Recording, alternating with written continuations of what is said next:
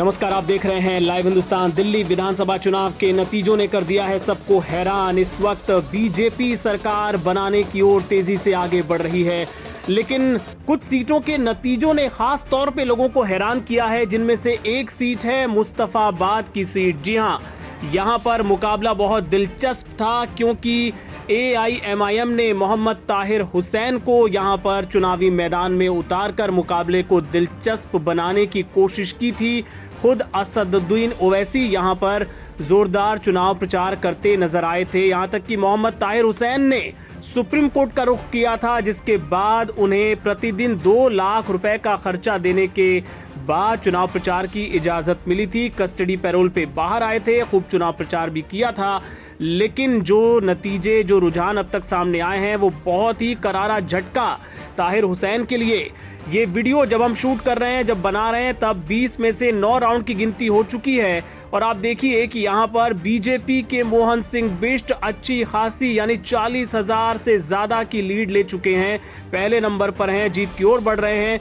दूसरे नंबर पर आदिल अहमद खान है आम आदमी पार्टी के। तीसरे नंबर पर अली मेहंदी इंडियन नेशनल कांग्रेस के, और ताहिर हुसैन हैं चौथे नंबर पर। उन्हें 9 राउंड की गिनती के बाद हासिल हुए हैं महज 2438 वोट। जी हां, ये जो पूरी कवायद उन्होंने की, कस्टडी पैरोल ली, बाहर आए, इतना पैसा खर्च किया, चुनाव प्रचार किया, भावुक अपील की। उनकी बेटी तो प्रचार के दौरान रोने भी लग गई थी, कह रही थी कि मेरे पापा को अगर जेल से बाहर आप देखना चाहते हैं, उनको इंसाफ दिलाना चाहते हैं, तो उनके लिए वोट कीजिएगा। लेकिन ऐसा लगता नहीं कि उस भावुक अपील का कोई असर हुआ। ताहिर हुसैन चौथे नंबर पर हैं और 9 राउंड की गिनती के बाद उन्हें हासिल हुए महज 2438 वोट।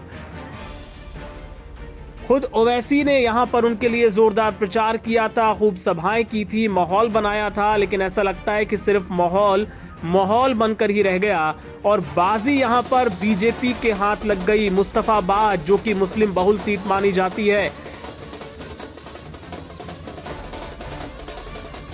ऐसा लगता है कि वहां पर जो मुस्लिम वोट है वो डिवाइड हुआ अच्छा खासा, जिसका फायदा भी बीजेपी को मिला।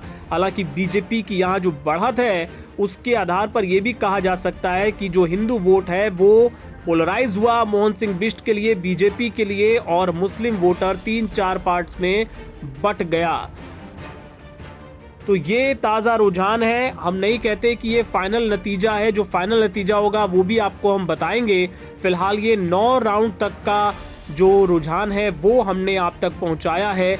जैसे जैसे वोटों की गिनती आगे बढ़ेगी, आंकड़े इधर उधर हो सकते हैं, लेकिन मोटे तौर पर आप ये मान सकते हैं कि भारतीय जनता पार्टी का यहाँ पर परचम लहराएगा। कोई वजह नहीं है कि 40,000 की लीड के बाद अब यहाँ बीजेपी ये सीट लूज कर जाए। भले ही अभी 11 राउंड होने बाकी हैं, 11 राउंड में कोई बहुत बड़ा उलटफेर होगा, इस बात की संभावना कम ही नजर आती है। बहरहाल अपडेट्स के लिए आप देखते रहिए लाइव हिंदुस्तान।